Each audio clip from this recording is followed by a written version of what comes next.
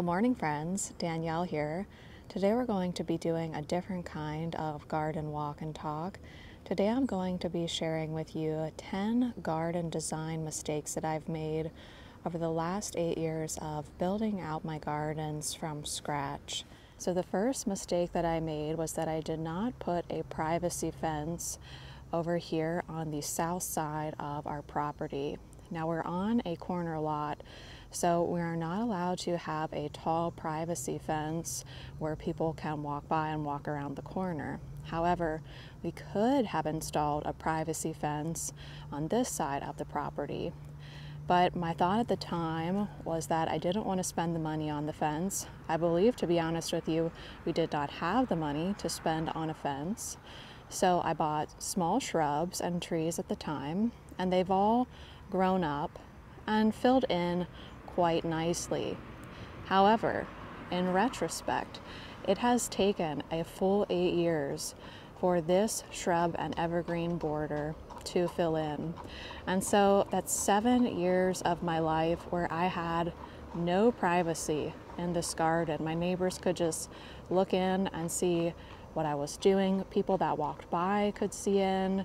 There are houses also that are much taller than ours, so we had neighbors peering in from above. And I think in retrospect, I would have rather planted nothing the first 2 years and had the privacy fence instead.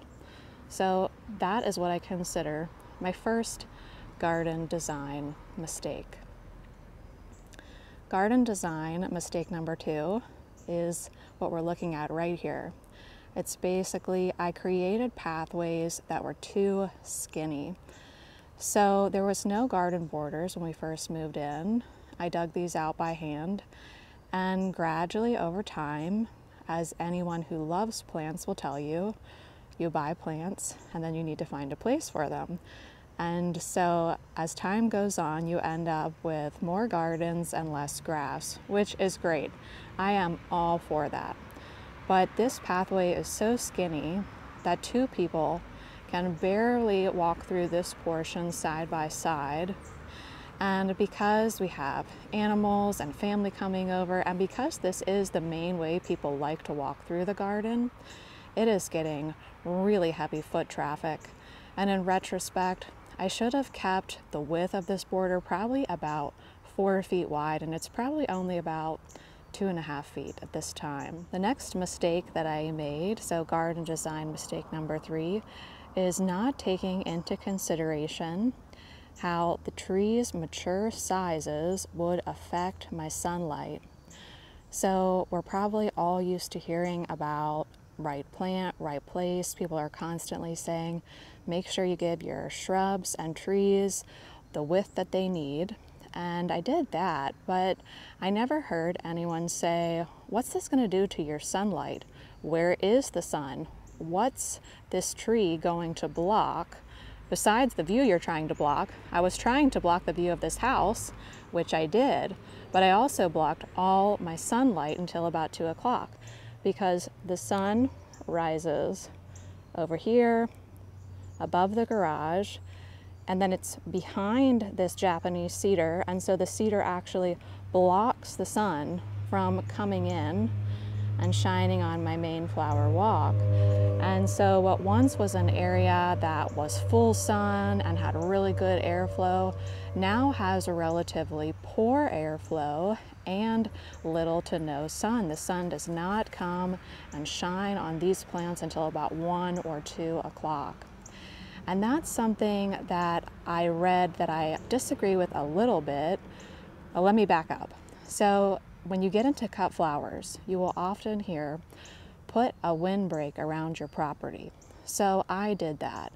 And what I've started to wonder over the years, as everything has gotten a lot bigger, is by creating these windbreaks, have I increased the mosquito population because there's basically almost no airflow through the property? Because you might be able to see we are pretty much fully surrounded by trees and shrubs at this point, because I thought I have to surround all my cut flowers with the windbreak so that they don't all fall over. So let me know what you think about that. I could definitely be wrong.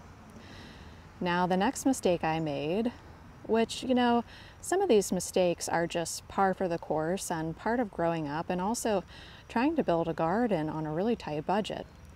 But what I did early on was I would just buy basically all my plants from roadside stands. However, I would bring them home and I would plant them. And I would fail to do the very important step of checking the root system for weeds, specifically things like bindweed or bishop's weed. And I didn't wash the root systems, which in retrospect, I really wish I would have done that, because now I have bindweed in a couple of my borders. I have bishop's weed over in the driveway garden and in the front garden. And I am certain without a shadow of a doubt, I picked up both of those things from roadside plants. So in a way, I was thinking to myself, I'm going to save myself a lot of time and money. Well, not time, but I'm going to save myself a lot of money buying these roadside plants. But what happened is, now I have all of these invasive weeds, so I wish I would have never bought those plants to begin with. Just something that I never thought about. So here we are at the raised bed garden. I don't know what Grace is getting up to tonight. One other thing that I didn't think about, so in a way it's a mistake, is how much maintenance I was creating for myself as I built out all of these gardens. So we've been living here for 8 years. I'm almost 38 now. And although I have lots of energy and I'm super excited about gardening and garden design, I just don't have all the time in the world. I'm a wife, a mother, I work a full-time job, I do YouTube on the side, I sell cut flowers on the side. I'm a busy lady and I like life that way. But with that being said, the maintenance has increased as the gardens have increased. And I think I would like to have a little less maintenance, only so I can keep every garden under control to a certain extent. Now, I love a wild look, but I'm not going for a mess of a garden, of course, and sometimes that just happens and life happens and that's okay. But it's just something I didn't even think about when I was getting started, because when we started, there was nothing here. And I was just so excited to build one garden and then build another garden and another garden. And all of a sudden, I had all of these high maintenance gardens, no low maintenance gardens. And because I'm selling cut flowers on a small scale, I'm always succession planting, which just in and of itself is a lot of time and maintenance.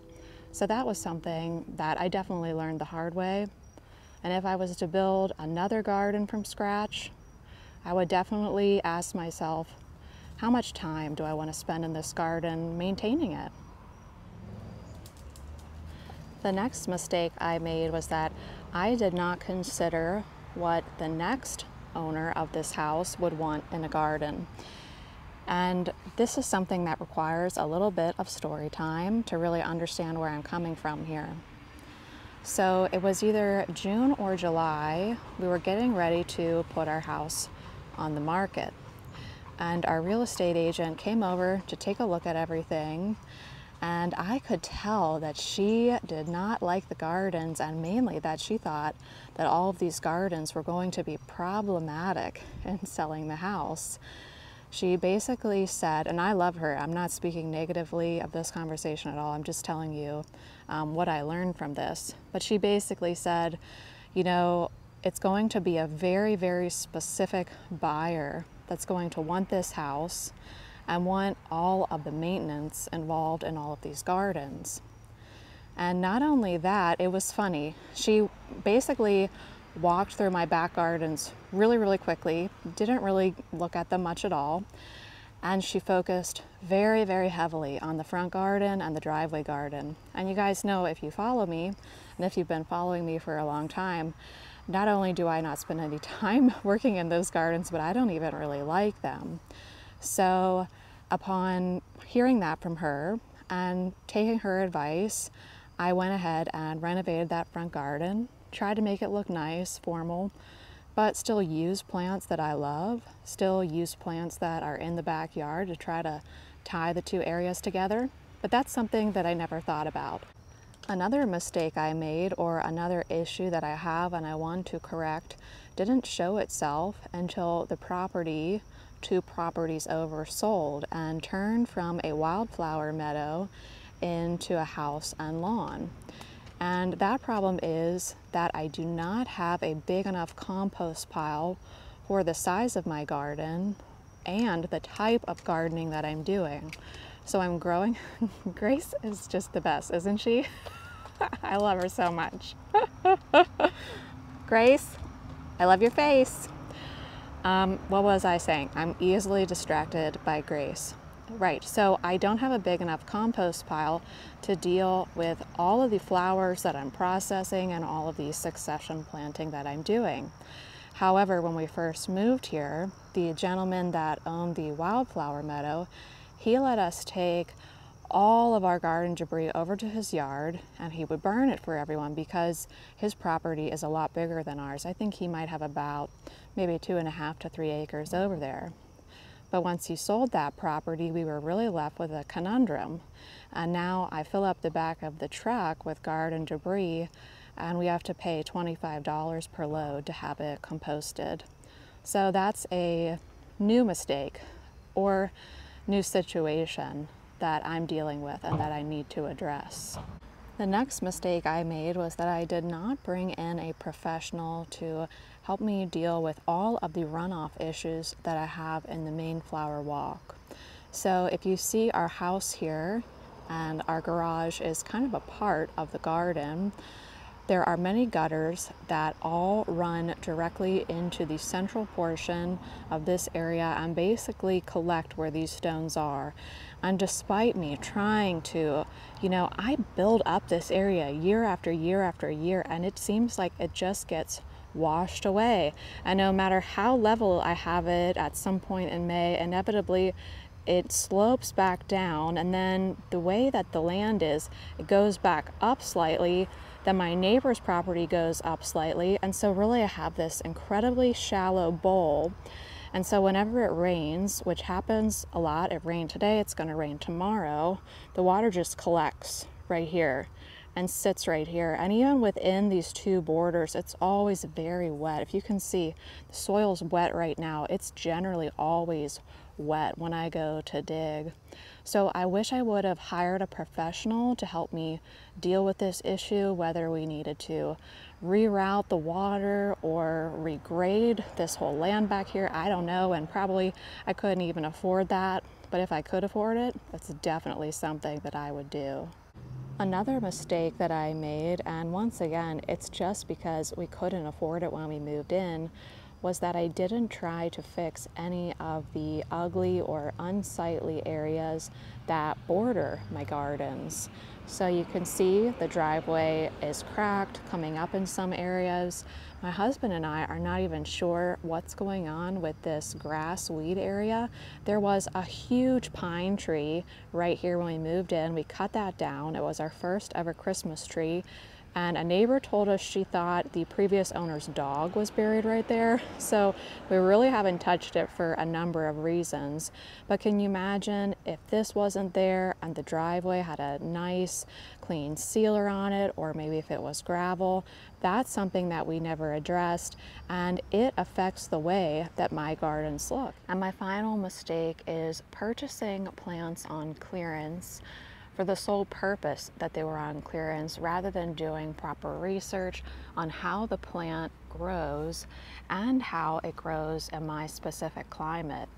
So this plant back here that has powdery mildew is goji berry, and I recall a nursery near me was trying to clear out their inventory of goji berry. I think it was originally maybe $35 or $40 a plant, and they said, we'll sell you all of these goji berry plants, hey buddy, for $5.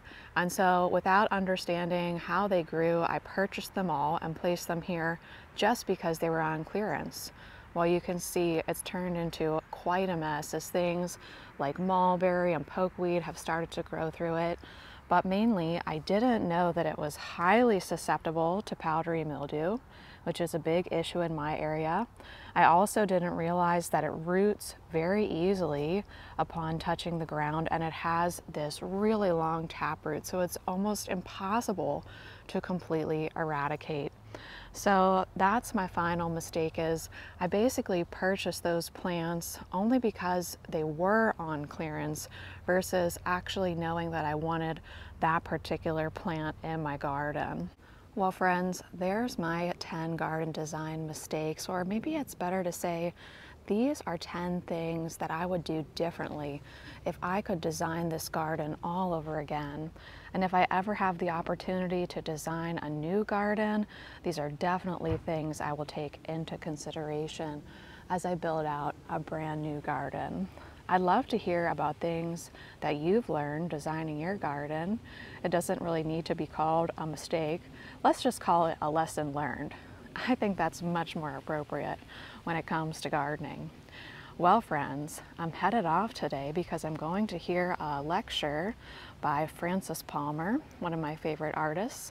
So for now, I want to wish you all a wonderful day out there in your gardens. I have 9 ginormous bulb boxes sitting at the front door, so we'll be getting right back to work here in the garden really soon.